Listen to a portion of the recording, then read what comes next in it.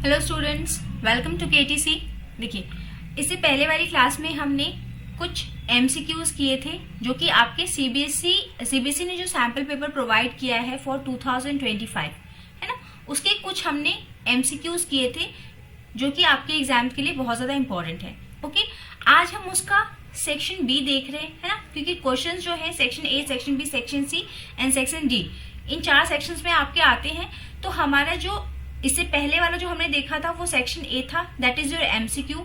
आज हम देख रहे हैं section B, that is your assertion and reason वाले क्वेश्चन है ना। असर्शन मीन्स एक स्टेटमेंट है और उसके पीछे का एक रीजन हमको दिया है। हमको बताना होता है कि जो स्टेटमेंट है और जो उसका रीजन है वो दोनों सही है, दोनों में से कोई एक सही है, या फिर हमको बताना होता है कि स्टेटमेंट का जो रीजन दिया है वो सही है या नहीं, उसको एक्सप्लेन करता है या नहीं, ये ठीक है। तो देखिए, ये ऑप्शंस जो है ना, इनको आप याद रख के जाइएगा ताकि आपका इन ऑप्शंस को पढ़ने में टाइम वेस्ट ना हो, समझने में टाइम वेस्ट ना हो, ठीक है।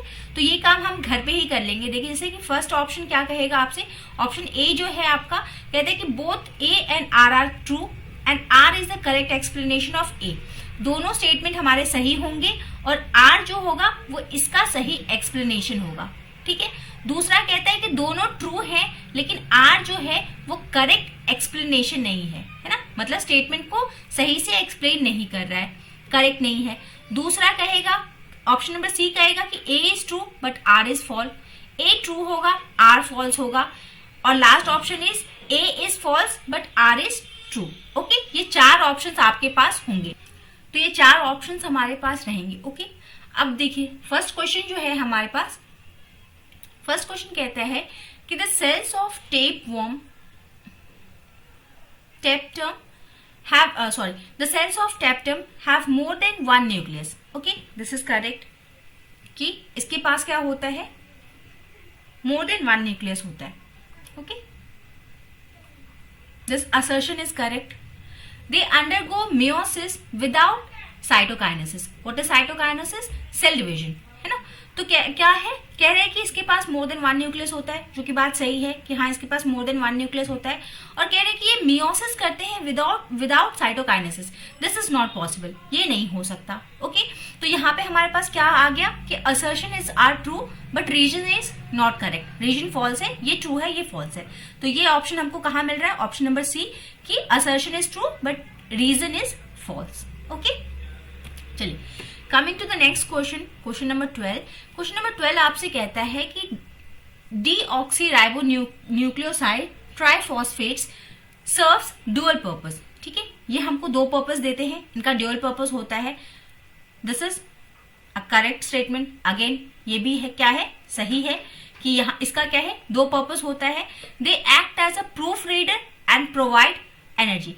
2 जो इसके जो डुअल पर्पसेस हैं उसमें से ये तो सही है कि इट प्रोवाइड्स एनर्जी, ये एकदम सही बात है कि जो आपका डीएनए ट्राइफॉस्फेट है, डीऑक्सीराइबो न्यूक्लियोसाइड ट्राइफॉस्फेट जो है, ये आपको एनर्जी तो देता है but it doesn't act as a proofreader. Okay, तो फिर से हमारे पास क्या हो गया कि असर्शन हमारा सही है but reason is wrong. Okay, again our answer will be सी।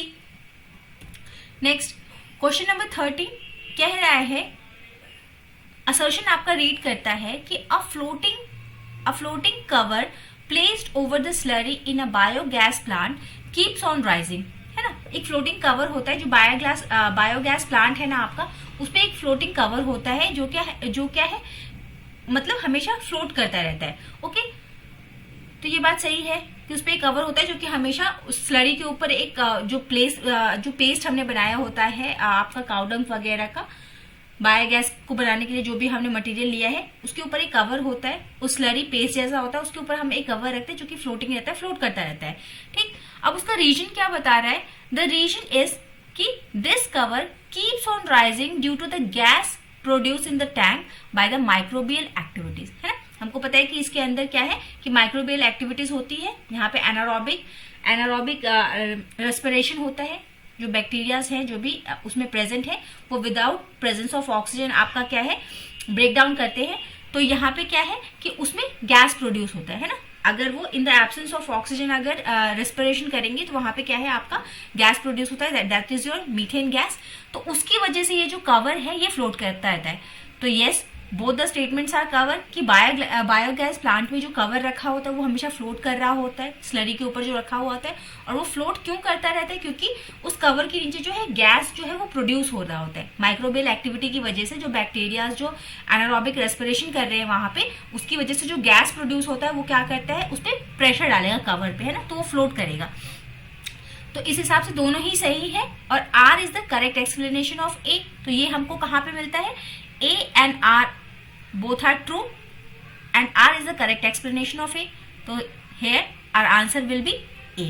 ठीक है, चलिए coming to the question number 14। ये कंटिन्यूएशन है पिछले क्लास का। जिन्होंने पिछला क्लास नहीं देखा होगा आप जाके वहां से एक बार देख लीजिएगा। वहां पे we have covered the MCQs of your sample biology के जो सैंपल क्वेश्चन पेपर है CBSE ने जो दिया है आपका, उसके MCQs को कवर किया है। ओके, तो क्वेश्चन नंबर 14 इज असर्शन कहता है DNA fragments can be isolated by gel electrophoresis, ठीक है, on the basis of their sizes. जो डीएनए के, ये आपका बायोटेक्नोलॉजी का क्वेश्चन है कि हम डीएनए के फ्रैगमेंट्स कैसे निकालते हैं। बायोटेक्नोलॉजी सिंपल क्या होती है कि हम डीएनए का एक सेगमेंट कट करके, देखिए जैसे कि हमने ये बायोटेक्नोलॉजी का एप्लीकेशन हमने किया है ना, तो उसमें क्या है कि अगर मान लीजिए कि हमारे डीएनए में कोई प्रॉब्लम है ना, कहीं पे, जैसे हम देखते हैं कि हमको डिसऑर्डर्स होते हैं, जेनेटिक डिसऑर्डर्स, है ना। तो मान लीजिए कि किसी एक सेगमेंट पे हमको प्रॉब्लम है, किसी एक क्रोमोसोम पे डीएनए के किसी सेक्शन में प्रॉब्लम है, तो हम क्या करते हैं, उस प्रॉब्लम वाले सेक्शन को कट करके वहां से हटा देते हैं और वहां पे एक नॉर्मल वाला सेगमेंट लाके रख देते हैं। Okay, that is your biotechnology. Genetic engineering जिसको हम बोलते हैं, वो सिंपल सा यही होता है कि डीएनए के किसी एक फ्रैगमेंट को जहां पे प्रॉब्लम है उसको कट करके हटा दीजिए और वहां पे अच्छा वाला सेगमेंट, वहीं का अच्छा वाला सेगमेंट लाके आप रख दीजिए। ओके, जो प्रॉपर फंक्शनिंग करता हो। तो इसको कट करने के लिए, डीएनए के फ्रैगमेंट्स को आइसोलेट करने के लिए, यानी कि कट करने के लिए हम जेल इलेक्ट्रोफोरेसिस का यूज करते हैं, जो कि हम किसके बेसिस पे यूज करते हैं, ऑन देयर साइजेस। जितना बड़ा फ्रैगमेंट है उसके हिसाब से जेल लेते हैं और फिर हम फ्रैगमेंट को आइसोलेट करते हैं। तो this is a correct statement. इसका रीजन कहता है कि the larger fragment size the faster it's move. जितना बड़ा फ्रैगमेंट का साइज होगा उतना फास्ट वो मूव करेगा। ऐसा हो सकता है क्या? नहीं भाई, जो चीज जितनी लंबी चौड़ी होगी, तो जितना लंबा होगा, सिंपल अगर लेमन लैंग्वेज में भी आप समझेंगे ना, तो जितनी लंबी चीज होगी वो उतना स्लो मूव करेगा, है ना। शॉर्टर चीजें ज्यादा फास्ट मूव करती हैं, है ना। तो ये गलत है, ठीक है। The larger the fragment size is the slower it moves. Okay, अगर स्लोअर होता तो सही होता। तो यहाँ पे हमको क्या मिला, हमको यहाँ पे मिल रहा है C is our correct, A is true but R is false. Okay, got it. चलिए coming to the next question. Next question is question number 15 again from the genetic engineering. इसमें असर्शन आपको कहता है कि genetic engineering can overcome the drawbacks of traditional hybridisation. ठीक है, traditionally अगर हमको मॉडिफाई करना होता था किसी चीज को, मान लीजिए कि अगर किसी में कोई प्रॉब्लम है, तो हम किसी प्लांट में अगर कोई प्रॉब्लम है तो हम क्या करते थे, उसका हाइब्रिडाइजेशन करा देते थे कि अगर एक प्लांट का फ्रूट खट्टा है तो उसको मीठे वाले, जो ऐसा प्लांट है जिसमें फ्रूट्स मीठे आते हैं, दोनों को हम हाइब्रिडाइज करा दें तो फ्रूट्स क्या है, मीठे आने लगेंगे। जो प्रोडक्ट आएगा उसमें मीठे फ्रूट्स आने लगेंगे। This is your traditional hybridization. Okay, इसी को ओवरकम करने के लिए क्या आया है, जेनेटिक इंजीनियरिंग। अभी आपको बताया ना कि जो डिजायर्ड चीजें ना हो उसे काट के हटा दे और वहां पे एक जो डिजायर्ड फंक्शन आपको चाहिए उसका फ्रेगमेंट लाके यहाँ लगा दे, तो आपको डिजायर्ड रिजल्ट मिलेगा। ओके, तो this is your genetic engineering. तो कह रहे हैं कि जेनेटिक इंजीनियरिंग को लाया गया है ट्रेडिशनल हाइब्रिडाइजेशन की टेक्निक को ओवरकम करने के लिए। ट्रू है ना, एकदम ट्रू, 110%। रीजन कह रहा है कि the reason for that is कि genetic engineering can create desired DNA sequence to meet the specific requirement. एकदम सही बात है ना, हम यही तो कह रहे हैं कि जेनेटिक इंजीनियरिंग कैसे होता है कि जो आपको डिजायर्ड डीएनए सीक्वेंस चाहिए वो हम लाके रख देते हैं। जैसी हमारी अगर कोई स्पेसिफिक रिक्वायरमेंट है, हमने चाहा कि फ्रूट जो है वो मीठे आने लगे, फ्रूट का जो है साइज बड़ा हो जाए, तो ये सब चीजें क्या है, हमारा डिजायर्ड रिक्वायरमेंट है, स्पेसिफिक रिक्वायरमेंट है। तो इसके लिए हम क्या कर देते, जेनेटिक इंजीनियरिंग। तो here both the things are correct, assertion is also correct, reason is also correct. और हमको क्या है कि आर जो है वो ए का सही एक्सप्लेनेशन है, रीजन जो है वो सही एक्सप्लेन कर रहा है इसको।